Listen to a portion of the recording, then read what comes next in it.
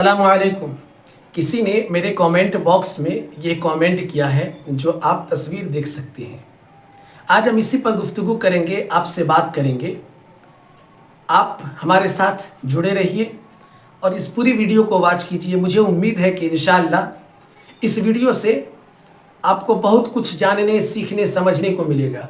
हकीकत क्या है, सच्चाई क्या है, ये भी आपके सामने आ ही जाएगा। हक़ व बातिल किसे कहते हैं, फ़िरक़ा वारियत क्या है, वो तमाम की तमाम बातें मैं कोशिश करूँगा कि आप तक पहुँचाऊँ।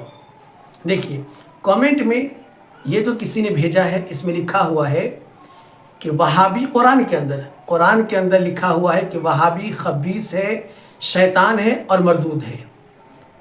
सबसे पहली बात कि मुसलमान कुरान के नाम पर कुरान को लेकर झूठ बोले और झूठी बातें करे, उसके ईमान की गवाही कौन देगा? ज़रा सोचिए, गौर कीजिए। कुरान में कौन सी ऐसी आयत है जिसमें साफ साफ ये लिखा है कि कुरान कह रहा है कि वहाबी खबीस है, शैतान है, मरदूद है।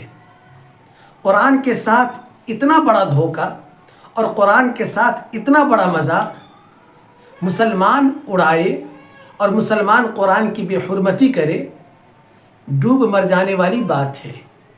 जिसने कमेंट किया है, मैं उसका नाम आपको नहीं बता रहा हूँ, बल्कि उसकी भेजी गई ये तस्वीर, ये पिक आपको दिखा रहा हूँ। अब आप अंदाज़ा कर सकते हैं, गेस कीजिए कि उस बंदे का ईमान किस हद तक गिरा हुआ होगा जो कुरान के साथ मजाक कर रहा है। हमें तो लगता है कि ये अंधभक्त है, ये बदअक़ीदा है, इसको कुरान से, ईमान से, दीन से, शरीयत से कोई मतलब नहीं है। देखिए, मैं आपको एक बात क्लियर करके बताऊं। अगर कुरान में, इसके कहने के मुताबिक कुरान में कोई आयत है जिसमें अल्लाह ने साफ साफ ये कहा है कि वहाबी शैतान है, खबीस है, मरदूद है, हरामी है, काफिर है, वगैरह वगैरह, तो ज़रा आप गौर कीजिए, सोचिए। मक्का और मदीना के अंदर वहाबी रहते हैं। पूरे मक्का पर, पूरे मदीना पर वहाबियों का कब्ज़ा है। और आप याद रखें, आप जहाँ जाते हैं हज करने, और खुदा खाना यानी काबा का जो इमाम है, वो इमाम भी वहाबी ही है। एक आध वीडियो मैंने देखी थी जिसमें ये बातें कही जा रही थी कि वहाबी जिस खाट पर बैठ जाए खाट तोड़ दो, वहाबी जिस दस्तरखान पर बैठ जाए खाने के लिए दस्तरखान फाड़ दो। वहाबी से कोई ताल्लुक़ नहीं, कोई दोस्ती नहीं, कोई रिश्ता नहीं। वहाबी काफिर हैं, वहाबी बदअक़ीदा हैं, उनसे लेन देन, उनसे दोस्ती यारी, बातचीत कुछ मत करो। अब ज़रा मुझे बताइए, जब हम और आप मक्का जाते हैं हज करने, तो मक्का में आप जो कोई चीज़ ख़रीदते हैं वो वहाबी की होती है, दुकान उनकी होती है, मकान उनका होता है, हर चीज़ उनकी है, गाड़ियाँ उनकी है। अब आप क्या करेंगे? मक्का जाकर भूखे रहेंगे, या ख़ुद से आप जो है अपनी ज़रूरत की चीज़ें तैयार करेंगे, या ख़ुद की हवाई जहाज़ लेकर जाएंगे, फिर वहाँ उड़ेंगे? अगर आपकी नज़र में वहाबी काफिर, वहाबी गुस्ताख, वहाबी शैतान कुरान ने कहा, तो फिर अल्लाह तबारक व तआला अपने घर के अंदर, जो बैतुल्लाह है, दुनिया की सबसे पहली मस्जिद, दुनिया का सबसे पहला घर अल्लाह का, उसमें जो इमाम है वो वहाबी है। मेरे भाई, ज़रा सोचने की बात है, गौर करने की बात है, कॉमन सेंस है तो इस्तेमाल कीजिए कि नाउज़ु बिल्लाह, अल्लाह हमारा इतना कमज़ोर हो जाएगा कि अपने पाक घर में, बैतुल्लाह के अंदर, अल्लाह किसी काफिर को इमाम बनाएगा? ज़रा सोचिए।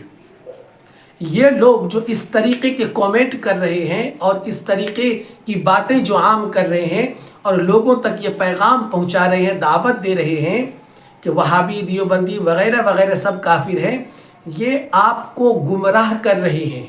रसूल पाक सल्लल्लाहु अलैहि वसल्लम ने फरमाया ना कि हर बिदअत गुमराही है और हर गुमराही जहन्नम में ले जाने वाली है। कुल्लु बिदातिन ज़लालह व कुल्लु ज़लालतिन फिन्नार, कि तमाम बिदातें गुमराही हैं और हर गुमराही जहन्नम में ले जाने वाली है। तो ये सब सारी चीज़ें जो आपके सामने आ रही हैं और किसी के बारे में ऐसी बातें की जा रही है, किसी फ़िरक़ा के, किसी मसलक के बारे में, تو آپ کو پاگل بنایا جا رہا ہے اور آپ کے ایمان کا جنازہ اٹھانے کی کوشش کی جا رہی ہے، آپ کو بدعقیدہ اور اندھ بھکت بنانے کی کوشش کی جا رہی ہے۔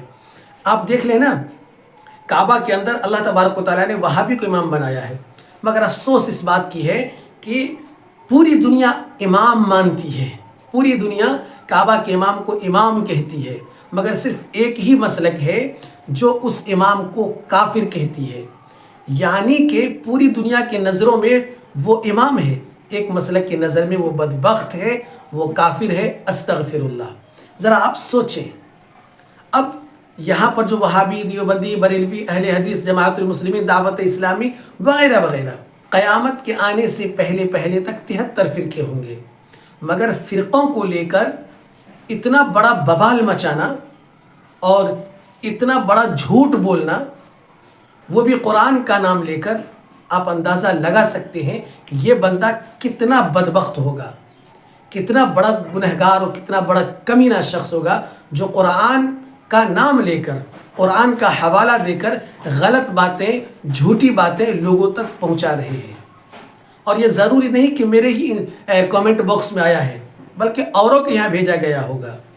اسی لیے ذرا ہوشیاری سے، سنبھل کر، سمجھداری سے موبائل چلا رہے ہیں تو آپ نے صدقہ جاریہ سنا ہے مگر گناہ جاریہ نہیں سنا، تو آج سن لیجئے۔ آپ کا کوئی ایسا کومنٹ جو غلط ہو، جو جھوٹ ہو، جو شریعت اسلام سے بالکل خارج ہو، اس کو آپ صحیح ثابت کر کے لوگوں تک پہنچائیں تو یہ گناہ جاریہ ہوگا۔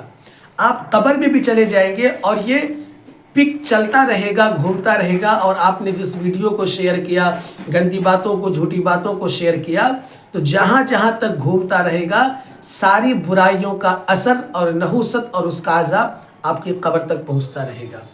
اس لیے فرقہ واریت میں اتنے بھی اندھ بھکت مت ہوئیے، مسلک میں اتنے بھی اندھ بھکت اور پاگل اور اندھے مت ہوئیے کہ آپ کسی کو فوراً یہ کہہ دیں کہ فلاں کافر ہے۔ آپ قرآن کا نام لے کر، حدیث کا نام لے کر، رسول پاک صلی اللہ علیہ وسلم کا حوالہ دے کر جھوٹی باتوں کو شائع مت کیجیے۔ رسول پاک صلی اللہ علیہ وسلم نے ارشاد فرمایا کہ جو شخص حدیث کا حوالہ دے کر جھوٹی باتوں کو لوگوں تک پہنچائے گا وہ قیامت کے دن بہت ذلیل ہوگا اور اس کا حشر بہت برا ہوگا۔ اور آپ نے قرآن کے ساتھ، قرآن کا حوالہ دے کر جھوٹی بات پھیلا رہے ہیں۔ اس لیے مسلک ہے اپنی جگہ، آپ جہاں ہیں وہاں ٹھیک ہے۔ کہا جاتا ہے کہ جو ذرہ جہاں ہے وہی آفتاب ہے۔